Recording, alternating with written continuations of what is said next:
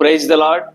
నిరంతర స్తోత్రార్హుడు, సజీవుడు, పునరుత్థానుడైన యేసు క్రీస్తు నామంలో మీ అందరికీ నా హృదయపూర్వకమైన వందనాలు. దేవునికి స్తోత్రాలు. ప్రియులారా, మరి ప్రతిరోజు అనుదిన మన్నా అనేటువంటి ఆధ్యాత్మిక కార్యక్రమం ద్వారా మీ ఆధ్యాత్మిక జీవితాలు ఫలభరితమైనటువంటి జీవితాలుగా దేవుడు తీర్చిదిద్దున్న విధానం బట్టి దేవునికి వందనాలు, స్తుతులు తెలియజేస్తున్నాం. ప్రియులారా, ప్రతిరోజు మరి ఉదయమే 6 గంటలకు మరి యూట్యూబ్ లైవ్ ద్వారా మరి ఈ యొక్క అనుదిన మన్నా అనేటువంటి ఆధ్యాత్మిక కార్యక్రమాన్ని చూస్తున్నటువంటి విశ్వాసులందరికీ మరొకసారి యేసుక్రీస్తు నామంలో మీ అందరికీ శుభాలు తెలియజేస్తున్నాం. ప్రియులారా, ఈరోజు కొద్ది నిమిషాల పాటు వాక్యాన్ని ధ్యానించుకుందాం.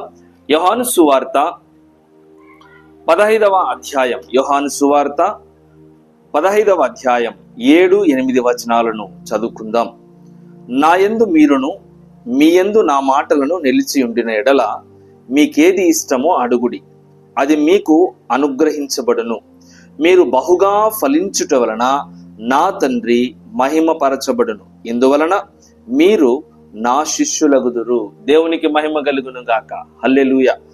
పిల్లరా, గమనించండి, యేసుక్రీస్తు ప్రభువుల వారు ఒక చక్కని సందేశాన్ని మనకిస్తున్నారు. మరి ఇక్కడ గమనించినట్లయితే యేసుక్రీస్తు ప్రభువుల వారికి శిష్యులు కావాలి అంటే మీరు ఫలించేటువంటి వారిగా ఉండాలని ఇక్కడ యేసుక్రీస్తు ప్రభువుల వారు సెలవిస్తున్నారు. ప్రియులారా, కాబట్టి క్రైస్తవ జీవితం ఫలించేటువంటి జీవితం అనేది మనం ఇక్కడ తెలుసుకోవాల్సినంతైన విషయం ఉండదు. ప్రియులారా, మరి మనం ఫలించేటువంటి వారిగా ఉన్నామా లేదా అనేది కొద్ది నిమిషాల పాటు దేవుని వాక్యాన్ని ధ్యానించుకుందాం. అందుకే మీరు బహుగా ఫలించుట వలన నా తండ్రి మహిమపరచబడును. అంటే యేసుక్రీస్తు ప్రభువుల వారిని మహిమపరచబడాలి అంటే మనం ఎలా ఉండాలి అంటే ఆత్మీయంగా ఫలించేటువంటి వారిగా ఉండాలి.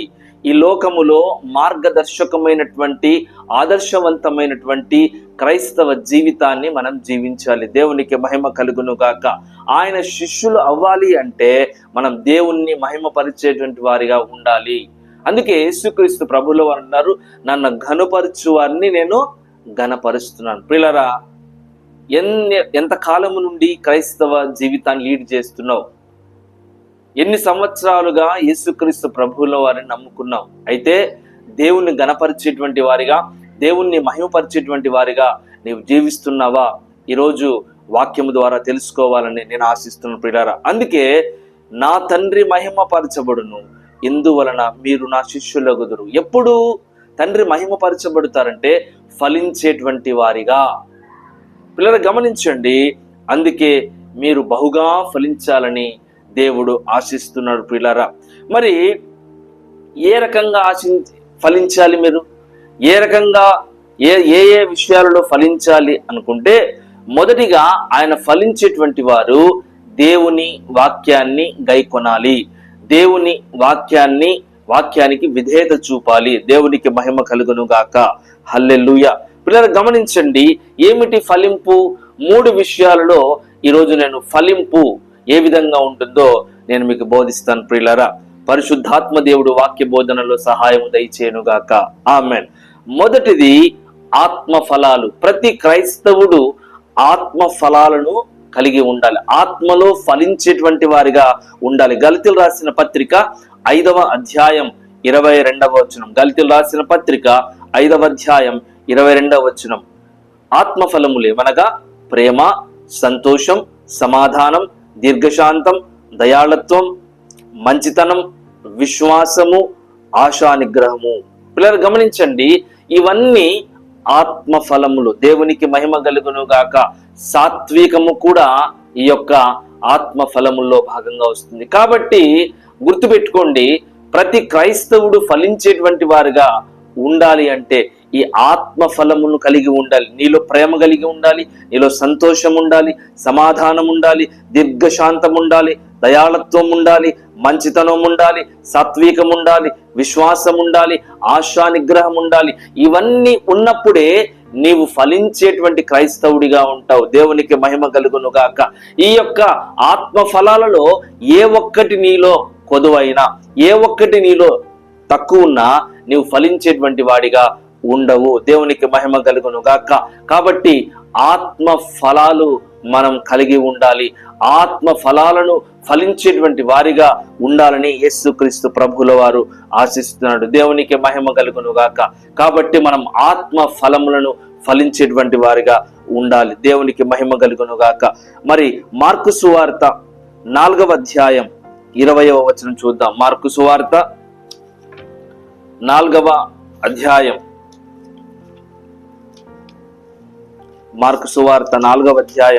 20వ వచనంలో మనం గమనించినట్లయితే చాలా చక్కని మాటను చూస్తాం.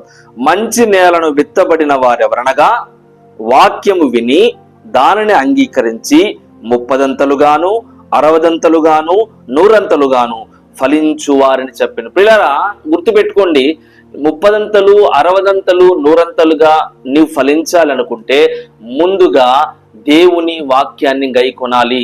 దేవుని వాక్యానికి విధేయత చూపాలి. దేవుని వాక్యము ద్వారా నువ్వు బలపడాలి. దేవుని వాక్యము ద్వారా నీ ఆధ్యాత్మిక జీవితం ఫలభరితమైనటువంటి జీవితంగా మారాలి అంటే వాక్యమును వినాలి. దేవుని వాక్యం జుంటే తేనె ధారల కంటే మధురమైనటువంటి వాక్యం.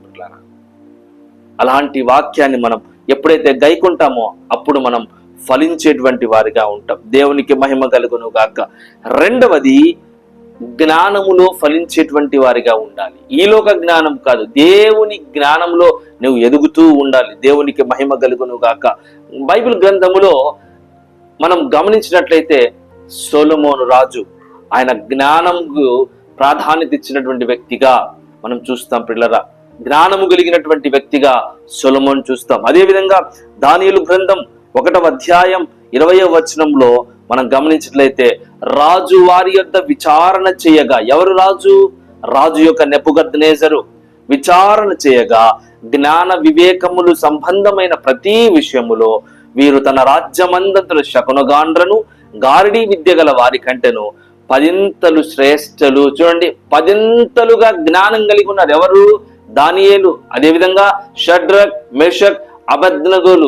ఎవరికి జ్ఞానం వస్తుందంటే దేవుని యందు భయభక్తులు కలిగినటువంటి వానికి దేవుడు జ్ఞానం ఇస్తాడు. అందుకే వెండి బంగారములు సంపాదించుట కంటే దేవుని జ్ఞానమును సంపాదించుట మేలోని సొలొమోను అంటాడు. దేవునికి మహిమ కలుగును గాక. నా ప్రియమైన విశ్వాసులారా, నువ్వు ఈ లోక జ్ఞానాన్ని సంపాదించాలనుకుంటున్నావా లేక దేవుని జ్ఞానాన్ని సంపాదించాలనుకుంటున్నావా? ఒక్కసారి ఆలోచించుకో. ఎప్పుడైతే దేవుని జ్ఞానాన్ని మనం సంపాదించుకుంటామో అప్పుడు మనం ఫలించేటువంటి వారిగా ఉంటాం. దేవునికి మహిమ కలుగును గాక. హల్లెలూయా. అదేవిధంగా పిల్లరా, 3వ అంశం, కుటుంబం ఫలించేట్టుగా ఉండాలి. మొదటిది ఆత్మఫలాలు ఫలించేటువంటి వారిగా ఉండాలి. రెండవది దేవుని జ్ఞానాన్ని ఫలించేటువంటి వారిగా ఉండాలి. మూడవది కుటుంబం ఫలించేదిగా ఉండాలి. నా ప్రియమైన విశ్వాసులారా, ముఖ్యంగా క్రైస్తవ కుటుంబాలు ఫలించేటువంటి వారిగా ఉండాలి అంటే ఏం చేయాలంటే దేవుని యందు భయభక్తులు కలిగి ఉండాలి.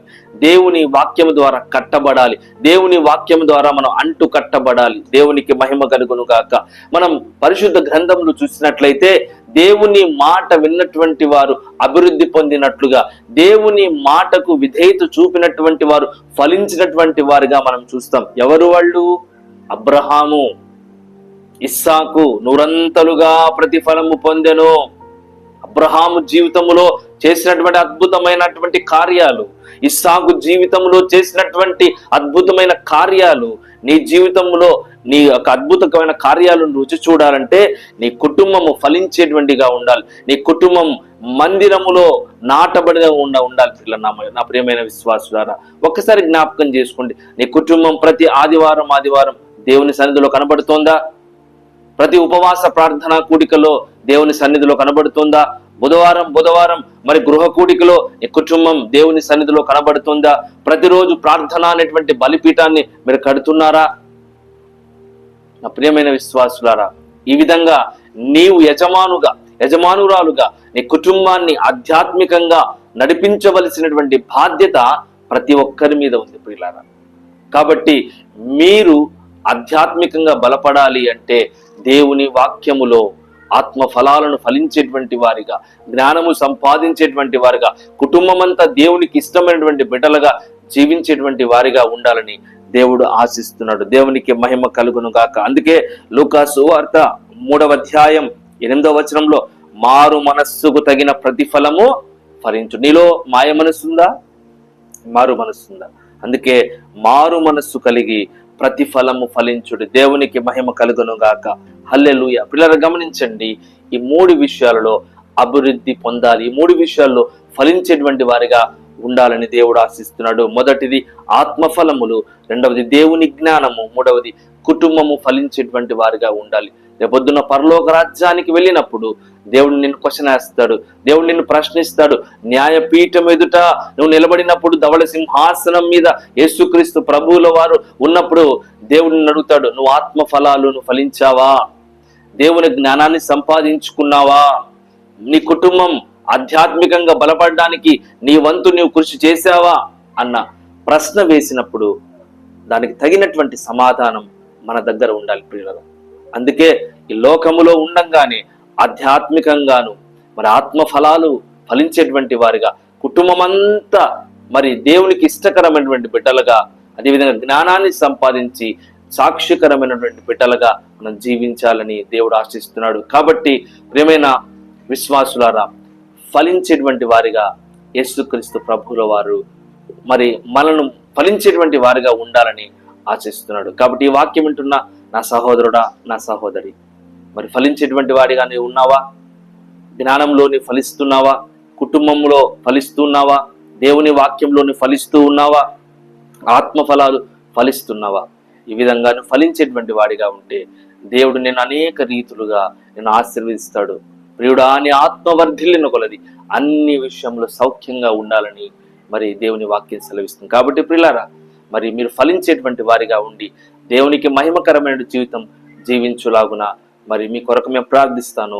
ప్రార్థన చేసుకుందాం. పరిశుద్ధుడా, ప్రేమ కలిగిన మా పరలోకపు తండ్రి, మీ పాదములకు వందనములు, స్తుతులు తెలియజేస్తున్నాం ప్రభా. ఫలించుట అనేటువంటి అంశం ద్వారా మరి చక్కగా బోధించిన విధానం బట్టి మీకు స్తోత్రాలు తెలియజేస్తూ ప్రభా, ఈ వాక్యం వింటున్న వారందరూ ప్రభా మరి ఆత్మ ఫలములు ఫలించేటువంటి వారు, జ్ఞానమును సంపాదించేటువంటి వారిగా ప్రభా, కుటుంబం ఫలించేటువంటి వారుగా మీరు తీర్చిదిద్దమని ప్రభా, మీ మహిమైశ్వరు చెప్పిన ప్రతి అవసరం తీర్చమని యేసు నామములో అడిగి వేడుకుంటున్నాము తండ్రి. ఆమేన్. యేసు రక్తమే జయం, ప్రవేశ రక్తమే జయం, ప్రవేశ రక్తం సంపూర్ణ విజయం.